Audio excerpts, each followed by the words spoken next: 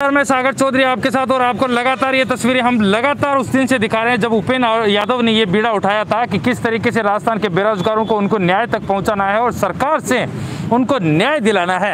उपेंद्र यादव लगातार 2 दिन से आमरण अनशन पर बैठे हैं और आज हमारे साथ यहाँ पर रात के 10 से 10:30 बज चुके होंगे, लेकिन स्थिति आप देखिए कि अभी भी आमरण अनशन पर वो बैठे हुए हैं। एक ही मांग, जब तक बेरोजगारों की आवाज़ नहीं उठाई जाएगी, बेरोजगारों की मांगें नहीं मानी जाएगी, वो यहाँ से हिलने वाले नहीं हैं। आरोप भी उनके ऊपर बड़े लगे, चाहे सरकार के दलाल होने का आरोप हो, चाहे फिर गिरफ्तारी की मांग को जो है संशय में रखा गया हो कि जानबूझकर गिरफ्तारी करवाई गई है। सबसे बड़ा सवाल तो ये है कि उनके ऊपर दलाली के आरोप क्यों लगे। मैं थोड़े तीखे सवाल जरूर पूछूंगा उपेंद्र यादव से, लेकिन जवाब उनको यहाँ पर देंगे तो आप लोगों के सामने भी स्पष्ट हो जाएगा। उपेंद्र यादव, क्या लगता है कि सरकार का दलाल होने का आरोप क्यों आपके ऊपर इतना बड़ा बले? जिन्होंने आरोप लगाया वो शाम तक उनका बयान भी बदल गया था, उन्होंने बेटा कहा। और मैंने तो चैलेंज पहले भी दिया था, आज भी चैलेंज दे रहा हूँ। यदि बेरोजगारों की आवाज़ उठाना वो दलाल कहकर, मुझे नहीं, राजस्थान के लाखों बेरोजगारों को अपमान करना है। और मैंने कहा कि यदि आप साबित कर दोगे तो मैं पूरा देश छोड़ के चला जाऊँगा। आज बेरोजगार संकट में तो रात को 12 बजे रात हो रही है ना, 2 दिन से मैं यहीं सो रहा हूँ, अनशन पे भूखा रहकर इनका संघर्ष मैं ही कर रहा हूँ। सीबीआई की जांच की मांग मैं ही कर रहा हूँ, यहाँ धरातल पे, हवा में नहीं, धरातल पे काम मैं ही कर रहा हूँ। जो लिखित में जो समझौता, एक राजस्थान का पहला ऐसा संगठन होगा और पहला ऐसा युवा होगा जो रात को 12:30 बजे मंत्रियों को आने के लिए विवश कर दिया, लिखित में वो समझौता किया। और लिखित में इसके अलावा यहाँ से जो कह रहे हैं ना, जो लोग भ्रमित कर रहे हैं, क्योंकि काफ़ी लोग इसलिए भ्रमित कर रहे हैं कि उनको लगता है कि आने वाले समय में ये युवाओं की बड़ी ताकत होगा और कहीं ना कहीं राजनीतिक आकाओं का समीकरण बिगाड़ने का काम करेगा। मैं आपको बताना चाहूँगा, नवंबर जो 2020 में जो लाठीचार्ज जो है बीजेपी कांग्रेस कार्यालय के बाहर, मैं जेल गया था, सेंट्रल जेल में मुझे भेजा गया था। जब कंप्यूटर भर्ती का मामला आया तो उत्तर प्रदेश में मैं पीटा, मेरे साथियों के सिर फूटे और वहाँ से इस सरकार के खिलाफ वहाँ जाकर वो भर्ती करवाई। इससे पहले पिछले साल जो आमरण अनशन पे मैं बैठा, अक्टूबर में बैठा, आईसीयू में गया, कांग्रेस के सचिन पायलट जी ने और प्रताप सिंह खाचरियावास जी मेरा अनशन तोड़वाया। तो सरकार के खिलाफ लगातार आवाज़ में उठाने का काम कर रहा हूँ। और बेरोजगारों की आवाज़ उठाना, लोग इसको दलाली कहते हैं तो कहते रहे, मुझे कोई फ़र्क नहीं पड़ता कि मैं मेरी जगह सही हूँ, मुझे काम करके जवाब देना है। आज जब बेरोजगार जब संकट में, सब लोग ये नहीं कह रहे कि आने वाली भर्तियों में जब बेरोजगार असंतोष महसूस कर रहे हैं कि मेरी भर्ती कैसे पारदर्शिता के साथ होगी, आज सख्त कानून बनाने की मांग मैं कर रहा हूँ, बाहरी राज्यों का कोटा समाप्त करने की मांग मैं कर रहा हूँ। नई भर्तियाँ, शिक्षा विभाग में जो 19,000 पदों की घोषणा की है, first grade, second grade, PTI भर्ती, कंप्यूटर भर्ती, चिकित्सा विभाग में रेडियोग्राफर, लैब टेक्नीशियन, नर्सिंग कर्मी, टेक्नीशियन, नेत्र सहायक, दंत चिकित्सक, सारी भर्तियों की मांग मैं कर रहा हूँ। आप ये सोच लीजिए सारी भर्तियाँ मुझे क्यों याद है, 2012 प्रयोगशाला सही की, क्यों याद है? क्योंकि इसलिए याद है कि हर बेरोजगार की पीड़ा मैं सुनता हूँ, उनके साथ रहता हूँ। और ये मुझे मत पूछिए, आप पीड़ित बेरोजगार यहाँ किसी से पूछ लीजिए, ये जवाब देंगे बेरोजगार। क्योंकि जो आरोप लगाने वाले वो सोशल मीडिया पे आकाओं के वो ट्रोलर थे, जिनको पैसे देके मुझे ट्रोल करने के लिए वो कोशिश की गई थी। और एक चीज़ बताइए, वहाँ डिप्टी है, इतने पुलिस वाले मुझे गिरफ्तार करके थाने में ले जा रहे हैं। मुझे जो 5 जुलाई को मुकदमा दर्ज हो उसमें गिरफ्तार के लेके गए थे, उसकी FIR की कॉपी है। और जब मुझे मेरी युवाओं की ताकत, जब मात्र 3 घंटे में 4 लाख ट्वीट पूरे देश में ट्रेंड हुआ, उपेंद्र यादव को रिहा करो, तब सरकार घबराई, तब मुझे छोड़ा। और लगातार मैं संघर्ष कर रहा हूँ, मुझे कोई फर्क नहीं पड़ता, क्योंकि नेता लोग चोर होते हैं। यहाँ किसी एक बेरोजगार से बिना पैसे लिए लगातार संघर्ष, 1 पैसा नहीं लेते, लगातार हमारा मैनेजमेंट है, लगातार आज भी प्रदेश में 2 लाख, ये रिकॉर्ड है। ये अन्य राज्यों को लोग ये कहते हैं कि उपेंद्र यादव जी उत्तर प्रदेश, मध्य प्रदेश में जाए, हमारे लिए संघर्ष करो, हरियाणा में जाए। आज भी 2 लाख लोग संघर्ष के बदौलत नौकरी कर रहे हैं। आज ये अनशन मेरा पहला नहीं है, ये 9वां अनशन है। कई बार मैं आईसीयू में गया हूँ, कई बार मेरे सिर फुटे, 5 टाँके आए, कई बार मैं जेल में गया हूँ, कितनी लाठियाँ खाई, कितना मुझे संघर्ष करना पड़ा। आज 2 लाख लोग नौकरियाँ कर रहे हैं इस संघर्ष के बदौलत। ये एक इतिहास में एक रिकॉर्ड है, कितनी बार जेल गए, ये सारी चीज़ें, ये इतिहास है। इन लोगों को ये लग रहा है कि इनका समीकरण मैं चेंज ना कर दूं, इसलिए इन लोगों ने कोशिश की, उनकी कोशिश नाकाम हो चुकी है। और सच्चाई पूरे प्रदेश की जनता के सामने आ गई कि आज बेरोजगार संकट में उपेंद्र यादव यहाँ बेटा, और खुला, आप देख रहे हो, मैं तो खुला मोर्चा सरकार के खिलाफ खोल रहा हूँ और खुली चेतावनी दे रहा हूँ कि कांग्रेस को गंभीर परिणाम भुगतने पड़ेंगे यदि हमारी मांगे नहीं मानी तो। उपेंद्र यादव के ऊपर जो आज बेरोजगारों की लड़ाई लड़ रहे हैं, उनके ऊपर ये भी आरोप है कि जिस दिन आपकी गिरफ्तारी हुई थी वो एक सोची समझी साजिश थी। एक दिन पहले आपकी साठगांठ सरकार के साथ हुई और उसके बाद में आपके साथ गिरफ्तारी हुई। मुझे तो आज तक कोई ऐसा कहने वाला मिला नहीं, आप कहाँ से कह रहे हैं मुझे नहीं लगता। और रही बात ये गिरफ्तारी होती, ये सारी चीज़ें होती, एक चीज़ बताओ, सारी चीज़ें होती है। मैंने तो, जो मेरे हितैषी बन रहे थे 3 लोग, मैंने सुबह ही मीडिया को मैसेज भेज दिया था, सबसे पहले आपके पास ही मैसेज भेजा हुआ था कि पुलिस मेरे घर पे आई, मुझे गिरफ्तार कर सकती है। और फिर मुझे गिरफ्तार करना मैंने लाइव करके पूरी जनता को बताया। यदि जो राजनेता जो आज जो साजिशें रच रहे हैं वो हितैषी आते मुझे छुड़ाने के लिए, वो आप घर पे पहुंच जाते कि भैया इनको घर पे नजरबंद क्यों कर रखा है। मैंने किसी से छुपाया क्या? जब पुलिस आई तो सबसे पहले मैंने लाइव करके लोगों को बता दिया था मुझे गिरफ्तार किया गया। ये चीज़ नहीं कि मुझे टॉर्चर किया गया, मुझे घर के अंदर बंद रखा गया, मुझे थाने में ले जाया गया, मेरे साथ क्या क्या यातनाएं हुई, ये चीज़ तो किसी को मतलब ही नहीं है। लेकिन ये चीज़ें जो कह रहे हैं ना, ये तो या तो मुझे लगता है मनगढ़ंत आपका सवाल है। एक भी बेरोजगार का सवाल मैंने नहीं देखा। और ये इन बेरोजगार ये बैठे, इनको पूछ लीजिए, अलग अलग जिलों के अलग अलग भर्तियों के लोग हैं। एक भी राजस्थान का बेरोजगार नहीं कहने वाला। वो ट्रोलर है जो आकाओं के वो है, वो भग गए। यहाँ पे दम नहीं है किसी में लड़ने का। दम यहाँ है, सीना ठोक के लड़ रहे हैं और लड़ेंगे अंतिम में, और पूरी सरकार से लड़ रहे हैं, चैलेंज दे के लड़ रहे हैं और लड़ेंगे अंतिम समय तक। सच होता ना। और मैं चैलेंज दे रहा हूँ, यदि आपको भी कह रहा हूँ सागर जी, आप भी किसी दिन साबित कर दोगे कि मैं किसी सरकार के लिए दलाली करता हूँ या किसी बेरोजगार से पैसे लेके भर्तियां कराता हूँ, तो हिंदुस्तान छोड़ दूंगा, आपका गुलाम बन जाऊंगा। अन्यथा ये सवाल जिंदगी में आप मत पूछना। साबित करना या सब कहने वालों को सामने लेके आना, चैलेंज दे रहा हूँ। आमने सामने आप डिबेट कराना, सामने बिठा के बात करवाना, हर चीज़ का जवाब दूंगा, क्योंकि सच्चा हूँ, जवाब देने की हिम्मत रखता हूँ, संघर्ष करता हूँ, लट खाता हूँ, जेल जाता हूँ, और युवाओं को जब तक न्याय नहीं मिल जाता उनके साथ हरदम रहता हूँ तैयार। देखिए उपेंद्र, आपको हो सकता है कि मेरे सवालों का कुछ बुरा लगे, लेकिन मैं वही सवाल पूछता हूँ जो मार्केट में चल रहा है, जो लोगों के मन में और जहन में है। मार्केट में रहते हो। चलिए अगला सुना क्या भाई, बताओ। चलिए अगला सवाल, चलिए ये मार्केट में भी रहते ना। अगला सवाल मेरे से पूछिए। आप बात को मत काटिए, मार्केट में भी रहते हैं भाई। सुना आप लोगों ने? एक सबके ओपिनियन दो दड़े होते हैं, हम यहाँ पे डिस्कशन करने नहीं बैठे। मैं सवाल दूसरे, अगला सवाल, आप कौन से मार्केट में? अगला सवाल पूछिए, अगला सवाल पे बात करते हैं। उपेंद्र यादव पे ये भी आरोप है कि आने वाले विधानसभा चुनाव में उपेंद्र यादव लक्ष्मणगढ़ से डोटासरा के खिलाफ चुनाव में उतरेंगे। मुझे लगता है आप कौन से मार्केट में रहते हो पहले तो बताओ। है चुनाव लड़ना है तो मेरे विधानसभा क्षेत्र से लड़ूंगा, वहाँ क्यों जाऊँगा? या फिर मैं क्यों लड़ूंगा? किसी दूसरे को लड़ाऊंगा ना, वहाँ के समीकरण को देख के। वो समय की बात है। मैंने पहले भी कहा, सरकार का समीकरण यदि नहीं सुनते, नेताओं का समीकरण हम बिगाड़ेंगे। वो आगे की पॉलिसी है। अब मैं आज पे जी रहा हूँ, क्या पता मैं आईसीयू में अनशन में मैं मारा जाऊँ, मुझे साजिश के तहत मार दिया जाए, इस अनशन के दौरान मैं नहीं बचूं, तो मैं कल के लिए कैसे सोच लूंगा कल क्या होगा? किसके ऊपर आरोप है? ये किसके ऊपर आरोप है? तो ये साजिशों का दौर होता है ना। वो साजिश थी जब मुझे गिरफ्तार किया गया था, वो साजिश थी, मुझे थाने में पूछाया गया था। किसकी साजिश थी? वर्तमान नेताओं की साजिश है ना। रही बात आप 2023 के लिए कह रहे हो, चुनावों के लिए कह रहे हो, कल का आपका भरोसा है क्या या मेरा भरोसा है क्या? आज मैं अनशन में बैठा हूँ, 2 दिन से भूखा हूँ, मैं पहले 8 बार अनशन कर चुका हूँ, डैमेज हुआ हूँ, मेरा कोई भरोसा नहीं इस लड़ाई में जिंदा रहूँ न रहूँ। तो 2023 किसी ने देखा। आज की बात करो, आज मैं लड़ रहा हूँ सरकार के खिलाफ, खुला मोर्चा खोल रखा, मेरे बेरोजगारों के लिए लड़ रहा हूँ और रात को यहाँ बैठा हूँ। ये जो आपके आरोप हैं कि मैं कल जिंदा रहूं या ना रहूं, ये किसके ऊपर आरोप है? कौन करवा सकता है ऐसी साजिश जिसके ऊपर आप जिंदा ही ना रहें? अब अनशन पे बैठा हूँ, आमर अनशन पे। खाना मैं बिल्कुल खा नहीं रहा। कल सुबह नाश्ता करके आया था, अभी तक मैंने खाना खाया नहीं बिल्कुल भी, और जांच होगी डॉक्टर की। पानी भी पीना मैंने एक तरह से बंद कर दिया है, जब भूखा पेट हो पानी भी नहीं जा रहा। तब जब मैं पहले 8 बार अनशन कर चुका, मेरा शरीर डैमेज हो चुका है।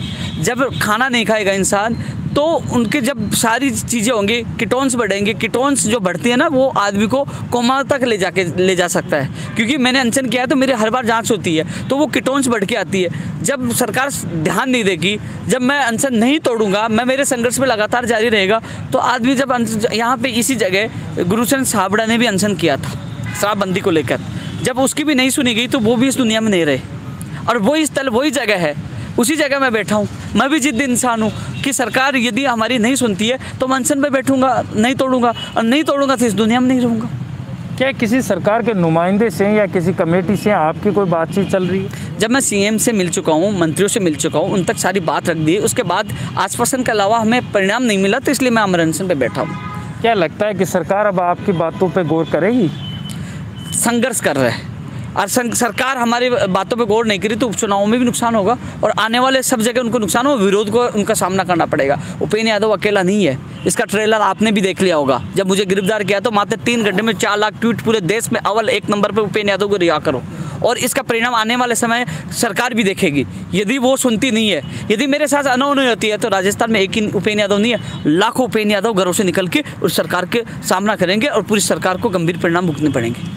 क्या ये उपेंद्र यादव जो राजनीतिक जो नेता होते हैं, राजनीति में जो नेता आते हैं, चुनाव से पहले बड़े बड़े वादे करते हैं, उसी तरीके से ये उपेंद्र यादव भी उन बेरोजगारों के साथ छलावा तो नहीं करेंगे कि एक बार साथ आए फिर राजनीति में गए और उसके बाद में कहीं गायब हो गए। मेरी बात सुन लीजिए आप, छलावा किसको बोलते हैं? आप ये चीज़ देखिए, 9 साल तक मैंने बेरोजगारों को दिया है और ये निश्चित नहीं है कि मैं ये संगठन ही चलाता रहूँ। मेरे भी परिवार है यार, मैंने माँ बाप को 10 साल से छोड़ रखा, 10 साल से। तो आगे का डिसीजन भविष्य का मैंने कह दिया, कल का कोई भरोसा नहीं है। कल के बाद मैंने पहले भी इस्तीफा दे दिया था, एक बार इस्तीफा दे दिया था मैंने, 6 महीने तक छोड़ दिया था। ये युवा बेरोजगार मेरे कार्यालय के बाहर जाके बैठ गए, वापस मुझे लेके आए, वापस मैं इनके लिए लड़ रहा हूँ। संगठन और भी है, उनमें दम नहीं है, यहाँ तो सीना ठोक के लड़ते हैं। और आपको ये भी पता नहीं है कि हमने जब जब संघर्ष किया है ना, सरकार के मुख्यमंत्री, चाहे पहले की सरकार हो चाहे इस सरकार की, उनको बुलाना पड़ा, वार्ता करनी पड़ी, समस्या को हल करना पड़ा, तभी 2 लाख लोग आज नौकरी कर रहे हैं। वो संघर्ष के बदौलत लाठिया खाई, जेल गए, लेकिन पीछे नहीं हारे, पीछे नहीं हटे और लगातार लड़ाई लड़ी है। छलावा किसको कहते हैं? ये छलावा नहीं है। छलावा किसको कहते हैं? छलावा उसको कहते हैं कि किसी बेरोजगार को कह दिया भाई पैसे दे दो, पैसे ले लिए भर्ती के नाम पे और उनको बुला लिया, उनसे वोट ले लिया। मैं कौन से इनसे वोट ले लिया? मैं तो इनके लिए मेरे ऑफिस आते चाय पिला के और भेजता हूँ। कौन से वोट ले लिया? वोट लेके काम नहीं करे उसको छलावा कहती है। छलावा मंत्री, अधिकारी, नेता लोग वो कर रहे हैं। मैं तो इनके लिए जिजान लगा रहा हूँ, उनके लिए बैठा हूँ, उनके लिए लड़ रहा हूँ। और जिस दिन मैं छोड़ के चला जाऊँगा वो छलावा थोड़ी होगा। मैं सेवा कर रहा हूँ अभी, और जिस दिन मुझे लगा कि मेरी निजी जिंदगी में मुझे जाना, माँ बाप के साथ रहना, छोड़ के चला गया, वो छलावा थोड़ी होगा। वो मेरा निजी फैसला है। अब मैं इनके लिए यदि इनसे वोट लूँ या इनसे पैसा लूँ और फिर मैं धोखा करूँ तो उसको छलावा कहेंगे। मेरी, क्योंकि एक व्यक्ति का कार्यकाल भी होता है ना। यदि मैं 9 साल दे लिया, अब मेरी निजी जिंदगी भी है, वो आगे का निर्णय है। लेकिन ये फिलहाल अभी वर्तमान में जिन भर्तियों के लिए मैं संघर्ष कर रहा हूँ उनके लिए अंतिम क्षण तक करता हूँ। चलिए आखिरी सवाल और, जिस उपेंद्र यादव के साथ लाखों की भीड़ देखी जाती थी जब हमने आपके साथ देखना शुरू किया था, जब आपके शोज को लाइव करना शुरू किया था, उस उपेंद्र यादव के साथ आज शहीद स्मारक पे ऐसा क्यों है कि बहुत ही कुछ गिने चुने लोग रह गए हैं? क्या कुछ युवाओं से आपकी अपील है कि यदि उनको मांग मनवानी है तो आपके साथ आकर जुड़े? मेरी बात सुनो, 10 सितंबर को आपने देखा हजारों की भीड़ थी, 20 सितंबर को लोग थे, 22 सितंबर को लोग थे, 30 को आए, 5 को आए। अब लगातार बेरोजगारों के पास किराया भी तो नहीं होता ना। पैसे वाले थोड़े राजनेता तो रैलियां नहीं करते हैं ना, तो बसें बेचते हैं, उनको खाने के पैसे देते हैं, सारी उनकी सुविधाएं देते हैं। मेरे पास क्या सुविधा है, कैसे जैसे मैनेजमेंट कर रहे हैं। अभी आपने देखा होगा 300 के करीब सुबह लोग थे।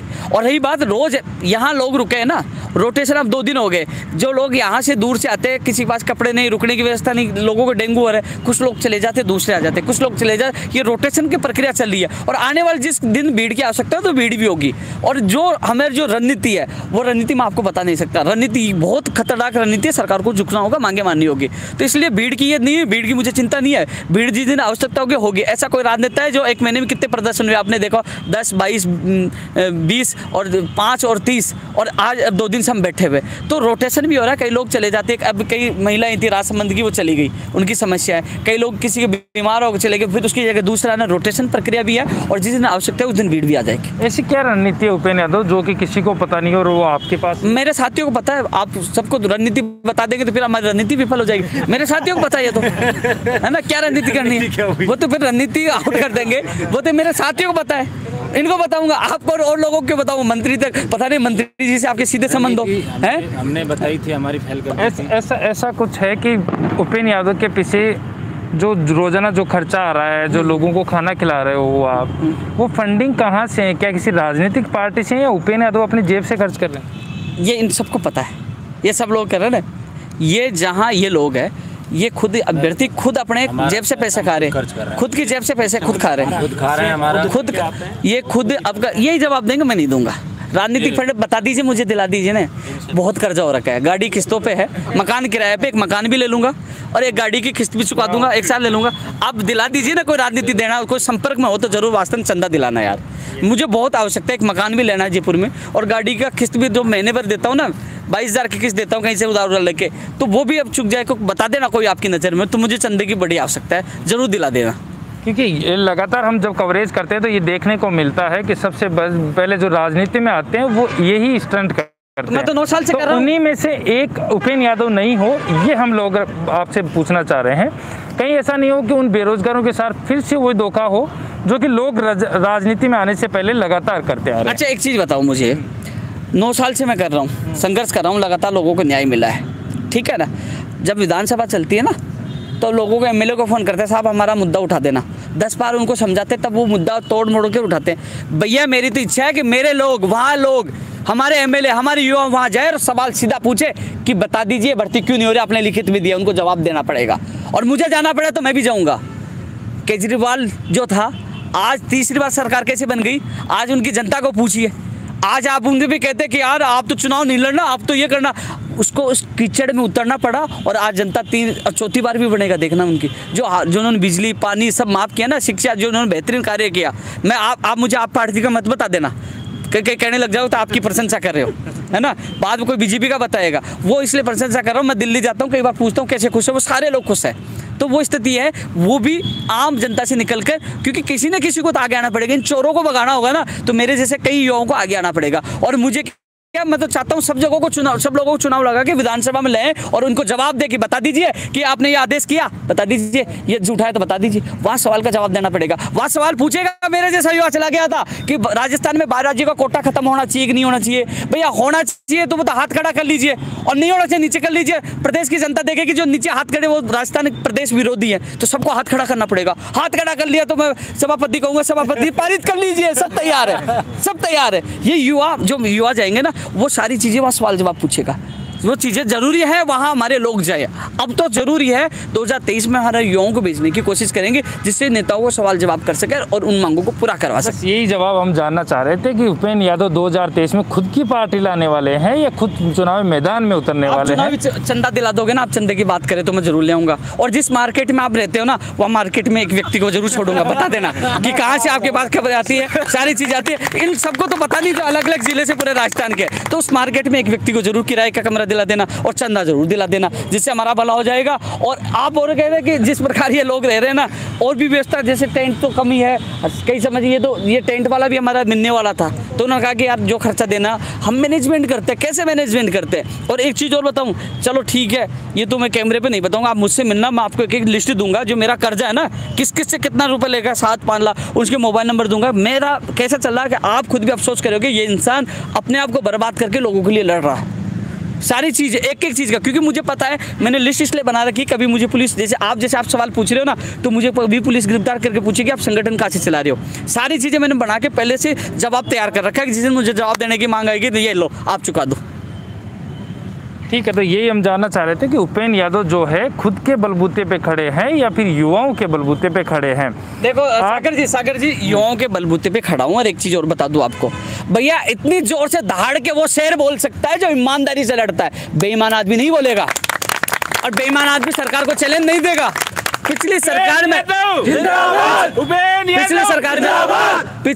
में लड़ा, इस सरकार में लड़ रहा हूँ, क्योंकि ईमानदारों सीना ठोक के लड़ाई लड़ता हूँ और हर नेता से उलझता हूँ, क्योंकि सच्चा ईमानदार इंसान हूँ तब लड़ता हूँ। बेईमान आदमी है ना, नहीं लड़ेगा, नाम भी नहीं लड़ेगा, डरेगा, वो डर जाएगा कि मुझे फंसा देंगे, मैं बेईमान हूँ। ईमानदार आदमी लड़ सकता है, और ईमानदारी में इतनी बड़ी ताकत है, कोई उसका कुछ नहीं बिगाड़ सकता। मैं जेल में गया, बाहर आ गया, यदि मैं बेईमान होता तो दूसरे में वो ठोक देते, चल फिट। लेकिन एक चीज़ और बता दूँ, मेरे पीसीसी के बाहर एक मुकदमा दर्ज हुआ था, वो मुकदमे में अभी तक मुझे गिरफ्तार नहीं किया। यह सरकार की पॉलिसी होती है, पुलिस की पॉलिसी होती है, जानबूझ के उसको पेंडिंग रखना, जिस दिन फिट करना तो उस दिन फिट कर देंगे। एक और मुकदमा मेरे खिलाफ पेंडिंग है, जो पीसीसी के बाद तोड़फोड़, पुलिस के साथ मारपीट का मुकदमा दर्ज है, जिसमें ऐसी धाराएं हैं जिसमें मुझे कई साल की सजा हो सकती है। वो भी मुकदमा है। क्यों नहीं हो रही? किसकी सह पे चल रहा है? अब मुकदमा उसको पेंडिंग रख रखा है, सरकार की सह होगी, पेंडिंग क्यों रख रखा है, क्यों वापस नहीं लिया? हालांकि एक चीज़ और माननी पड़ेगी, नेगेटिव तो मैं सरकार के खूब बोल रहा हूँ, क्योंकि मैं आक्रोशित हूँ कि मेरे साथ मंत्रियों ने धोखा किया है, लिखित में समझौता करके मुँह करके 100 दिन तक बेरोजगार बैठे, सुन नहीं रहे, सीबीआई से जांच नहीं करवा रहे, गैर जमानती कानून नहीं बना रहे। गुस्सा तो है, गुस्सा होगा तो मैं किसी बाप से नहीं डरता, लड़ूंगा भाई। मैं तो, मेरा वो कहते हैं ना, जान हथेली पे लेके, मैं तो घर से निकला हूँ, जान हथेली पे लेके निकला हूँ, मरवा दे तो मरवा देंगे, लेकिन साला ये तो कहेंगे ना एक शेर था, लड़के मरा, भाग के नहीं मरा, कायर बन के नहीं मरा। लेकिन जो मुकदमे दर्ज हुए वो हो गए कोई देर, लेकिन ऐसे मुकदमे हैं जो अभी तक सारे मुकदमे, एक तो जो कोरोना का हुआ था 5 जुलाई को, उसमें जमानत मिल गई, एक पीसीसी का है उसमें जमानत मिलना बाकी है, इसके अलावा अधिकतर मुकदमे सरकार ने वापस ले लिए मेरे मुकदमे। तो आखिरी मांग देखिए, 21 सूत्रीय जो मांगे हैं वो तो लगातार सब जगह बता रहे हैं, सबको आपने बताई, सरकार तक भी आपने पहुँचाई।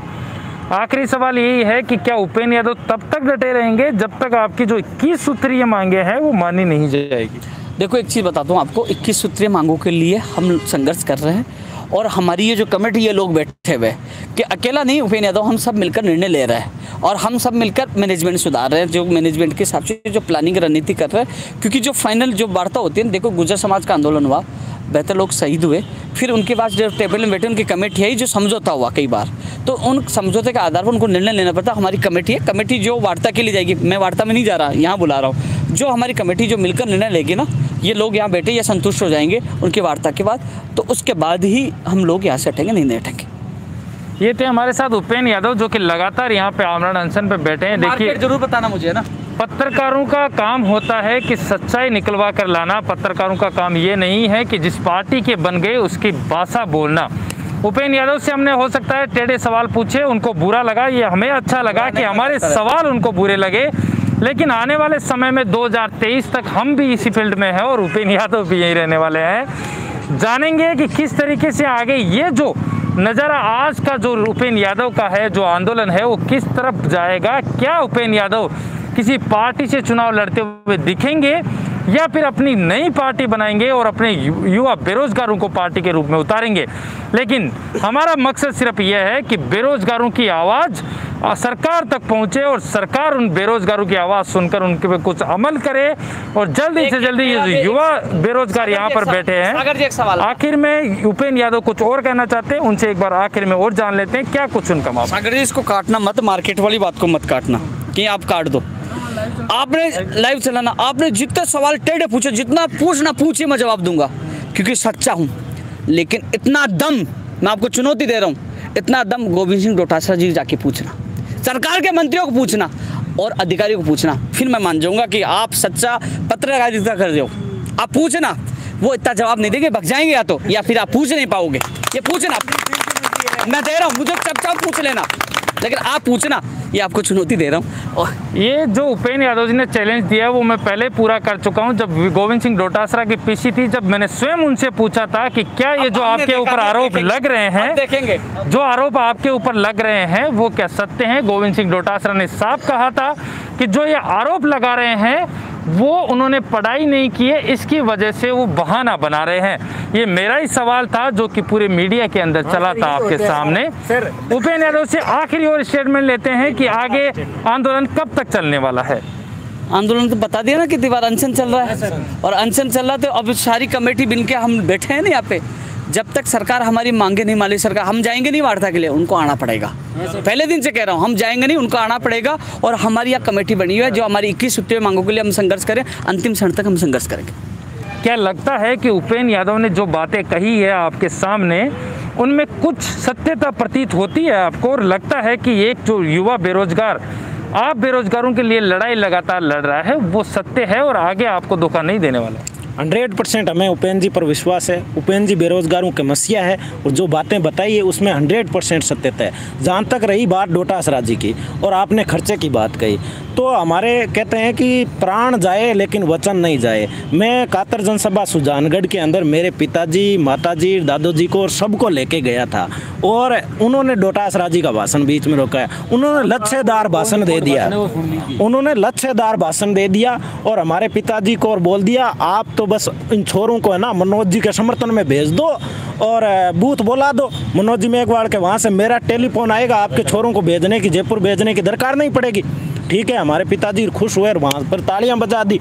अब मेरे को पूछ रहे हैं, बेटा 2 साल हो गए, वो तुम्हारे मतलब 2-3 महीने हो गए, वापिस उपचुनाव आ गए, तू ऐसा कर, मैं खेत के अंदर काम करता हूँ, ये 1000-1500 रुपये ले जा और वहाँ एक वो बेरोजगारों के मसीहा उपेंद्र जी जो भाई साहब आवाज़ उठा रहे हैं, वो अपनी जान जोखिम में डाल रहे हैं, वहाँ जाके बैठ और मीडिया के माध्यम से ये बता कि डोटासरा जी ने हमारे माता पिता से, हम साथियों से, हमारी भावनाओं के साथ में खिलवाड़ किया है। मेरे तो मैं खेत के अंदर 3-4 दिन काम करूँगा, 300-400 ला के 1000-1500 कहीं से ले आऊँगा, लेकिन तेरे जिंदगी के लिए, क्योंकि मेरे डॉक्यूमेंट वेरिफिकेशन हो गए, इतने घर वाले दुखी है क्योंकि ये नेता खेलते हैं साहब, ये हमारे घर वालों की भावनाओं के साथ खेलते हैं, ये बेरोजगारों की भावनाओं के साथ में खेलते हैं। तो इसलिए हम लोगों को कहीं से उधार करके, कहीं से कर्ज लेके यहाँ आना पड़ता है। हम हमारी सारी व्यवस्था करते हैं। उपेंद्र जी भाई साहब एकदम सत्य है और हमेशा बेरोजगारों के मसीहा है। और रही बात डोटासरा जी गुमराह कर रहे हैं, हमने क्या किया, हमारी सीटें तो काट ली और डॉक्यूमेंट वेरिफिकेशन।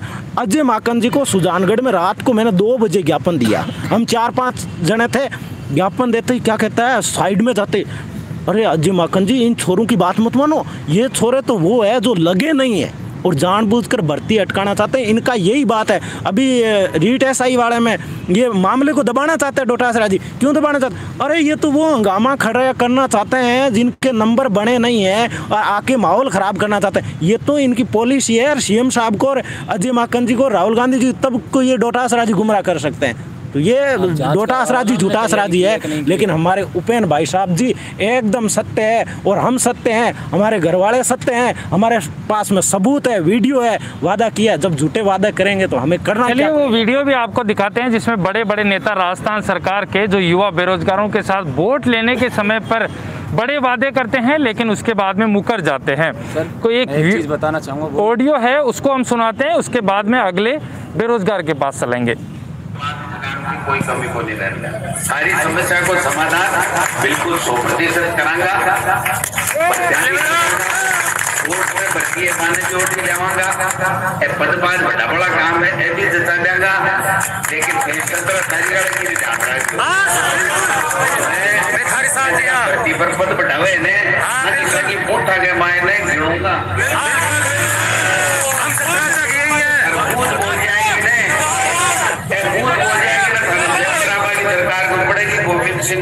को टेलीफोन देखिए हम आपको यही दिखाना चाहते हैं कि जिस तरीके से गोविंद सिंह डोटासरा जो कि शिक्षा मंत्री है वो ये वादे कर रहे हैं बेरोजगारों के साथ कि उनकी सभी मांगे और उनके साथ पद बढ़ाए जाएंगे, लेकिन आखिरकार हुआ क्या? आज बेरोजगार फिर से शहीद स्मारक बैठे हैं। वही हम उपेंद्र यादव से पूछने वाले थे कि जो आज आप वादे कर रहे हो बेरोजगारों के साथ, क्या उस पर अड़िग रहने वाले हो या आगे जाने के बाद में डोटासरा के जैसे बदल जाने वाले हो? लेकिन और भी युवाओं से हम बात करेंगे। उपेंद्र यादव से नहीं जवाब लीजिए, मुझे लीजिए। मैं कोई मुख्यमंत्री हूँ, शिक्षा मंत्री हूँ? आप कह रहे हो क्या वादा? मैं तो संघर्ष कर सकता, अपनी जान जोखिम लगा के बैठा हूँ। आदमी प्रयास कर सकता है, संघर्ष कर सकता है, इससे ज्यादा इंसान कर सकता है क्या? मैं मंत्री हूँ, मुख्यमंत्री हूँ तो अभी लिख के दे दूं? आप तो ऐसे कह रहे हो जैसे मैं मुख्यमंत्री हूँ, शिक्षा मंत्री हूँ जैसे कह रहे हैं। हम तो प्रयास करते, कोई भी बेरोजगार अभ्यर्थी तैयारी करता है ना, वो नौकरी लगने की करता है, मेरा 100% नंबर आ जाएगा। इसलिए आप ये मत कीजिए कि आप मुकर जाओगे। मैं कौन सा मुकर जाऊंगा? मैं तो इनके लिए यहाँ बैठा हूँ। इन्होंने जब याद किया इनके साथ था, इन्होंने जहाँ बुलाया वहाँ गया हूँ। और जब याद किया ये जो रीट 18 वाले है ना, शिक्षा मंत्री जी ने मना कर दिया था, नहीं निकालूंगा, साहब मना कर दिया था। मैंने कहा मैं निकलूंगा। CM साहब से मिलके, चाहे वो सभा शिखर में सभा की, इतना हमने मेरा अनशन किया। उसके बाद इनको सब वो 3500 पदों पर सूची जारी हुई, कुछ लोग ज्वाइनिंग मिल गई, कुछ लोगों की ज्वाइनिंग बाकी है। तो संघर्ष अभी तक तो हमेशा हमारा कामयाब रहा है, लेकिन क्या है कि अब राजनीति का जो साजिशों का जो दौर चल रहा है, जो सारी स्थितियाँ है, लेकिन यह है कि अंतिम क्षण तक हम संघर्ष करेंगे। जो आपकी जो परिभाषा थी वो परिभाषा ऐसे थी कि जैसे तो मैं शिक्षा मंत्री हूँ, जो मैं नहीं करना चाहूँ। मैं इनके लिए भूखा क्यों मर रहा हूँ? इनका काम हो तभी तो भूखा मर रहा हूँ, इनके लिए कर रहा हूँ। तो इनके लिए जब भी मुझे याद करेंगे ना, जब भी मैं इनके साथ रहूँगा, हमेशा तैयार रहूँगा। अब काम करना सरकार को, मुख्यमंत्री जी और शिक्षा मंत्री जी हो, लेकिन हमारा काम है विरोध करना। नहीं करे तो वो विरोध जारी रहेगा हमेशा। ठीक है, ये थे उपेंद्र यादव, जिनके साथ ही बेरोजगार और बैठे हैं, उनसे भी बात करेंगे। क्या कुछ कहना है आपका? सर, मैं स्कूल व्याख्याता 2018 का अभ्यर्थी हूँ।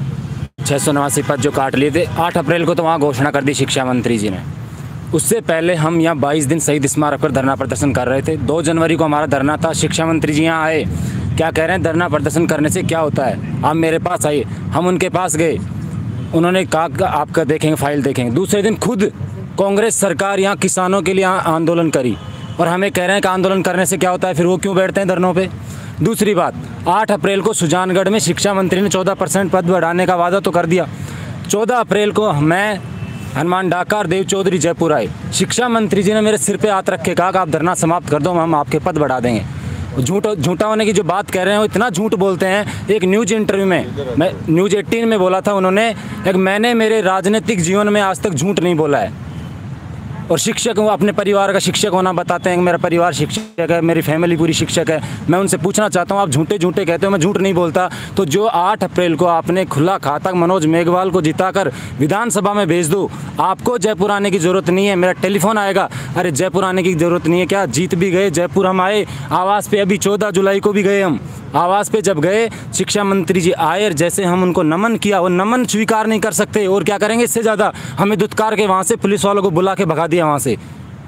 और आप उपेन भाई साहब को इतने सवाल पूछ रहे हो, आप ऐसे कर दोगे, सरकार से पूछो ना आप, इनके पास पावर नहीं है, उनके पास तो पावर है, सत्ता है, सब कुछ है। इतने झूठे वादे करवा के हमसे वोट लेने की बात कर दी, वहाँ वोट ले लिए, जीत गए, उसके बाद ही वादे पूरे नहीं कर रहे।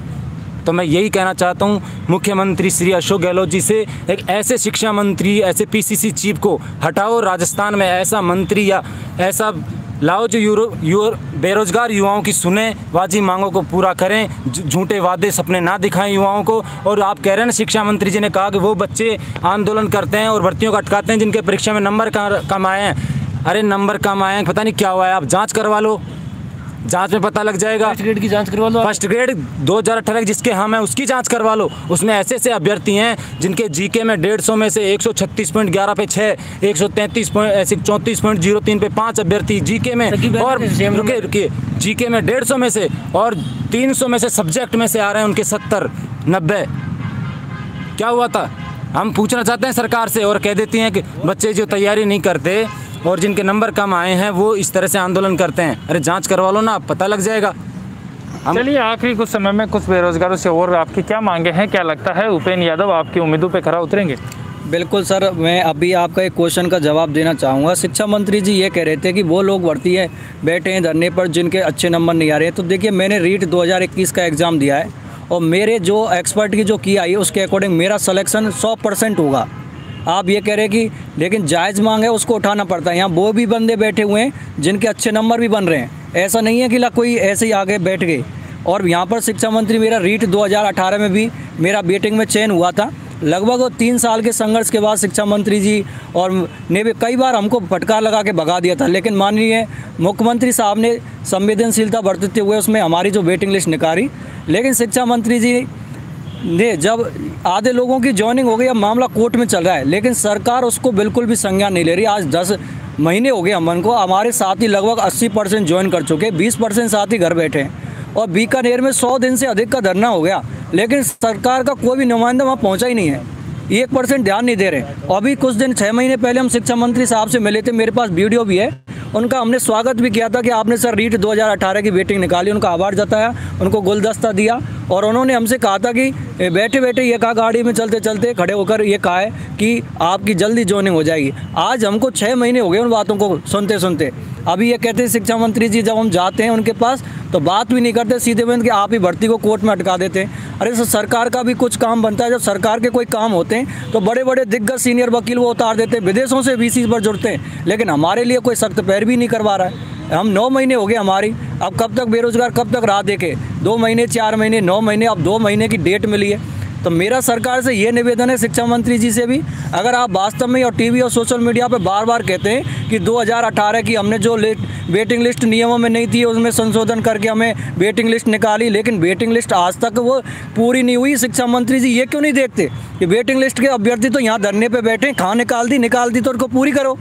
ऐसे थोड़ी होता है कि आप बार बार केवल सोशल मीडिया पे आपके बढ़ाई ले रहे हो, लेकिन बेरोजगार तो यहाँ बैठे हैं, उनकी तो सुनो कम से कम।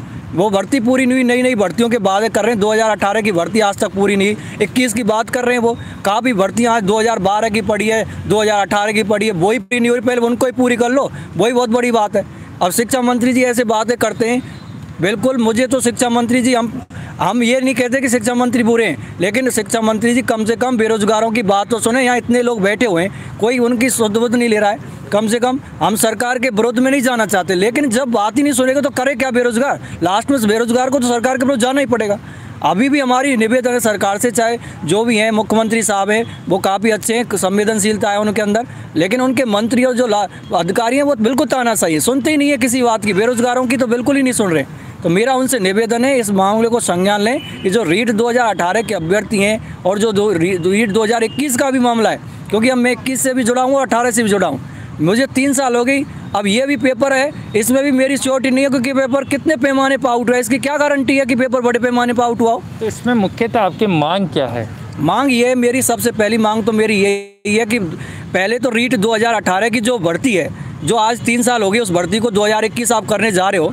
18 की भर्ती के जो बचे हुए साथी हैं उसकी तुरंत अर्जेंट हियरिंग लगवा करके दीपावली से पहले ज्वाइनिंग दें। 10 महीने हो गए, काफ़ी टाइम होता है, 10 महीने हमारे साथी ज्वाइनिंग कर रहे हैं। ये हमारा पर्सनल मुद्दा है, पहले इसको पूरा करें, बाकी के जो उपेंद्र जी ने बताया उसके अकॉर्डिंग उसको भी संज्ञान लें।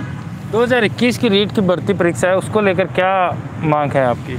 मांग ये है सर, देखिए उसमें काफ़ी, जैसे आप देख रहे हैं सोशल मीडिया पर भी, आपने न्यूज़पेपरों में भी, क्या मांग है? रद्द होनी चाहिए, सीबीआई की जांच होनी चाहिए, या फिर क्या होना चाहिए? सर देखिए, मेन मांग तो हमारी सीबीआई जांच है। ये नहीं है कि देखो ऐसा भी है, एग्ज़ाम में बच्चे तैयारी भी किए हैं, काफ़ी पैसा भी उनका खर्च होता है, लेकिन कम से कम ये चीज़ तो क्लियर होनी चाहिए कि कितने पैमाने पर पेपर आउट हुआ है। अगर पेपर वास्तव में 1000-2000 में पहुँच गया तो रिजेक्ट करो फिर तो, अगर नहीं है बड़े पैमाने पर आउट तो कोई दिक्कत ही नहीं है हमको, लेकिन इसकी जांच तो कराओ। लेकिन जांच ही नहीं हो रही है तो फिर कैसे पता लगे कि कितने पैमाने पर आउट हुआ है। अब अधिकारी ऐसे तो ये आगामी भर्ती आएंगी वो भी आउट होंगी।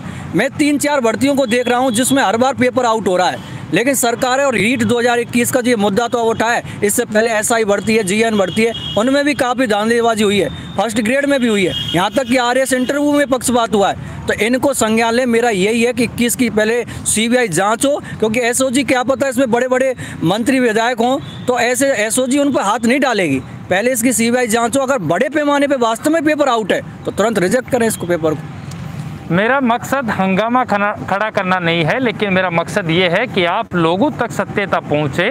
यदि उपेंद्र यादव वो नेता बन सकते हैं या बेरोजगार नेता बन सकते हैं जो कि बेरोजगारों को न्याय दिला सकते हैं, तो वो उनको बनना चाहिए और उनको आगे आना चाहिए। मैं ये भी तस्वीरें दिखाना चाहूँगा कि इस तरफ देखिए किस तरीके से रात के 11 बजने वाले हैं, लेकिन अभी भी सब लोग यहाँ पर रात बिताने को मजबूर हैं। जहाँ पे एक तरफ मंत्री, संतरी, मुख्यमंत्री सब एसी के रूम में सो रहे होंगे, वहीं पर ये खुले आसमान के नीचे सो रहे हैं, जहाँ पर ऊपर से सर्दी, नीचे से फर्श हैं, जहाँ पर कि कोई ना बेड है ना गद्दा है, लेकिन फर्श है, उनको सोना है क्योंकि वो बेरोजगार है।